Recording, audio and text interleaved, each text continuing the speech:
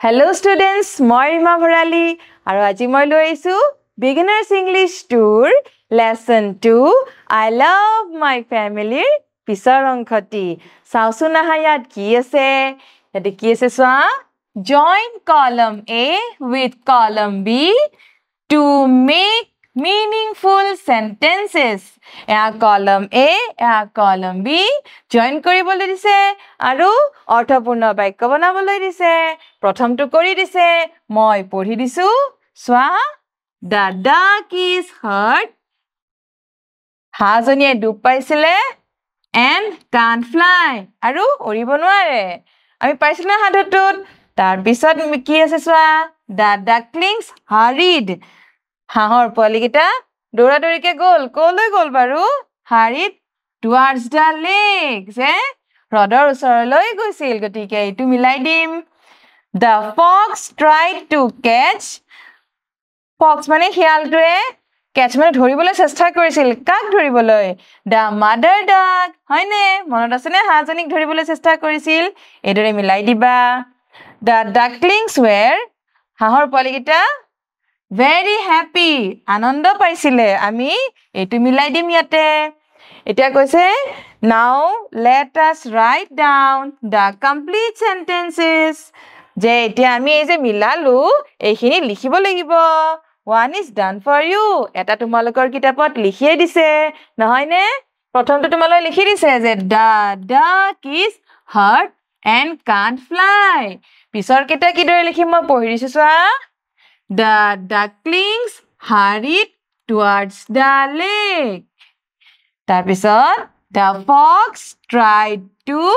catch the mother duck. তাৰপিছতো the ducklings were very happy. এইদৰে তোমালোকে লিখি দিবা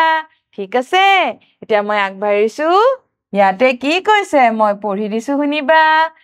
Rearrange the groups of words to make meaningful sentences. ইয়াতে কিছুমান শব্দৰ গ্ৰুপ মানে গোট আছে আৰু সেইকেইটা আমি rearrange মানে ভালদৰে সজাই লিখিব লাগিব Write them down in the given space. আৰু আমি যিখিনি খালি ঠাই দি আছে তাতে লিখিব লাগিব আৰু অৰ্থপূৰ্ণ হ'ব লাগিব বুলিও কৈছে দেই one is done for you এটা তোমালোকৰ কাৰণে কিতাপত লিখি দিছে মই পঢ়ি দিছো শুনিবা ইয়াতে দিছে the fox শিয়ালটোৱে the mother duck হাঁহ গৰাকীয়ে tried to catch উলট-পালটকৈ আছিলে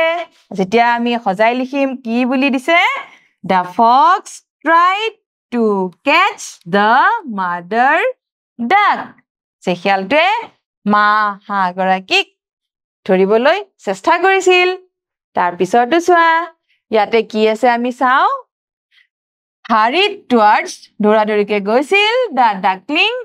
হাঁহৰ পোৱালিকেইটা the lake উলট-পালটকৈ আছে চিধাকৈ আমি এইদৰে লিখিম সজাই যে the ducklings hurried towards the lake Ducklings মানে হাঁহৰ পোৱালিকেইটা লেকৰ ওচৰলৈ দৌৰাদৌৰিকৈ গৈছিল হয়নে তাৰ পিছত চোৱা the fox শিয়ালটো happy আনন্দিত became হৈছিল এতিয়া আমি উলট-পালটকৈ আছে কেনেকৈ দিম the fox became happy যে শিয়ালটোৱে আনন্দিত হৈছিল a trick এটা বুদ্ধি the mother duck হাঁহ গৰাকীয়ে played মানে বুদ্ধি পাঙিছিল সেই কথাটো কৈছে এতিয়া আমি সজাই লিখিলে হ'ব the mother duck played a trick যে হাঁহ গৰাকীয়ে এটা বুদ্ধি পাঙিছিল he towards her তাইৰ ফাললৈ ran দৌৰিছিল এতিয়া আমি সজাই লিখিলে হ'ব he ran towards her সি তাইৰ ফালে দৌৰি গৈছিল এইদৰে মিলাই লিখিবা তাৰ পিছত কি আছে চাও আহা ইয়াতে মই পঢ়ি দিছো Match the sentences with the pictures. এই বাক্যকেইটাৰ লগত ছবিকেইটা মিলাবলৈ দিছে ছবিকেইটা চাওচোন কি আছে ইয়াতে দেখিছো এটা শিয়াল আহিছে আৰু ইয়াতে কি লিখিছো মাকৰ ওচৰত বুকুৰ মাজত সোমাইছে মৰমতে ন আনন্দতে আৰু ইয়াতেও দেখিছো ইয়াতে কি কৰিছে ইয়াতে কিন্তু মাকক হাক কৰিছে ন আৰু ইয়াতে কি শিয়ালটোক দেখি মাকে জপিয়াই উঠিছে এতিয়া আমি বাক্যকেইটা পঢ়ি চাওঁ কি আছে সেন্টেন্স কেইটা মই পঢ়ি দিছো শুনিবা The ducklings were with their mother duckling কেইটা মাকৰ লগত আছে কোনটো হ'ব এইটো তাৰপিছত কৈছে the mother duck saw a fox যে মা হাঁহগৰাকীয়ে শিয়াল এটা দেখিলে এইটো the fox tried to catch the mother duck শিয়ালটোৱে মা হাঁহজনীক ধৰিবলৈ চেষ্টা কৰিলে এইটো তাৰপিছত the ducklings hugged their mother হাঁহৰ পোৱালীকেইটাই মাকক সাৱটি ধৰিলে এইটো কোনটো এইটো হয়নে এইদৰে মিলাই দিবা তাৰপিছত চোৱা কি আছে ইয়াতে কৈছে let's read the words from the story আমি এই সাধুটোত যিখিনি শব্দ ইয়াতে পাইছো পঢ়ো আহা কি আছে মই পঢ়ি দিছো followed hurried frightened tried followed মানে পিছে পিছে গৈ থাকাটোৰ কথা কৈছে hurried মানে দৌৰাদৌৰিকৈ যোৱাৰ কথা কৈছে frightened মানে ভয় খাইছিল আৰু tried মানে চেষ্টা কৰিছিল এতিয়া আমি আগবাঢ়িছো ইয়াতে কি দিছে মই পঢ়ি দিছো চাবা read the paragraph মানে এইখিনিৰ কথা কৈছে বহুত কেইটা বাক্য ইয়াতে আছে আৰু এইটোক এটা পেৰাগ্ৰাফ বুলি কয় এই দফাটো পঢ়িবলৈ দিছে find the words in the paragraph that end with ed and then underline them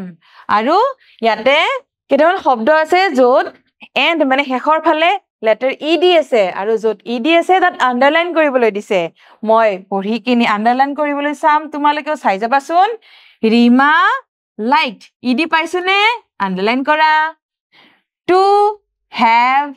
rice and curd for breakfast যে ৰীমায়ে breakfast ৰাতিপুৱাৰ আহাৰত দৈ আৰু ভাত খাই ভাল পায় she shared ed পাইছো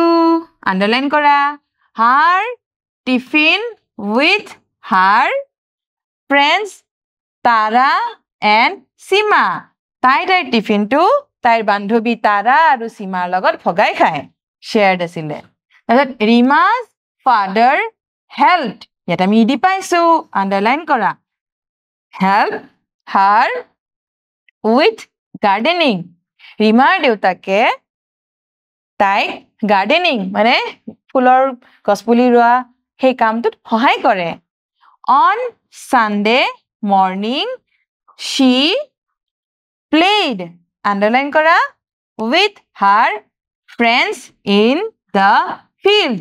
on Sunday morning mane robibarar dina ratipua tai nijor bondhu bandhabir logot fieldot mane potharot kheliboloi jay etia played mane kheliboloi goisil ঠিক আছে এতিয়া আমি কি পালো liked shared helped আৰু played এখিনি পালো নে এতিয়া আমি আগবাঢ়িছো ইয়াতে কৈছে আমি write down the underlined words in the given spaces আমি যে অলপ আগতে আন্ডাৰলাইন কৰিছিলো সেই শব্দকেইটা তাতে লিখিব লাগিব প্ৰথমে কি পাইছিলো আমি liked হয়নে এতিয়া এইটো আমি লিখিম ইয়াতে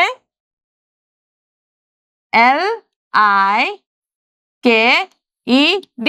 liked আৰু কি পাইছিলো আমি shared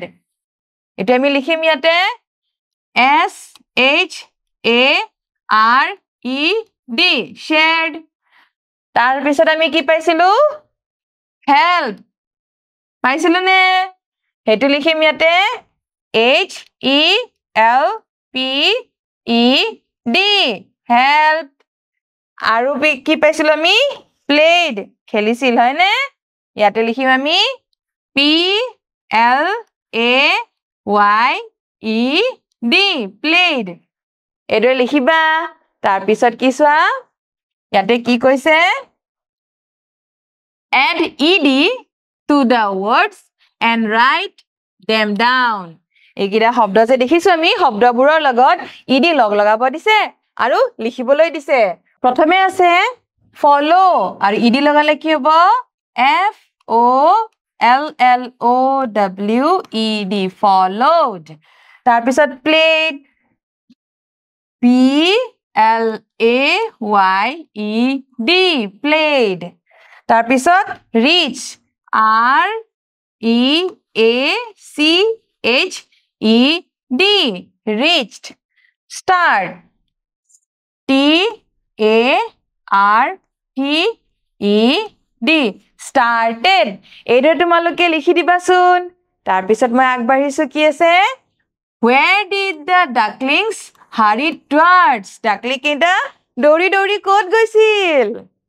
অপচন A pond পুখুৰীলৈ অপচন B lake হ্ৰদলৈ কোনটো lake হয়নে আজিলৈ এৰিছো তোমালোকে ভালদৰে পঢ়িবা দেই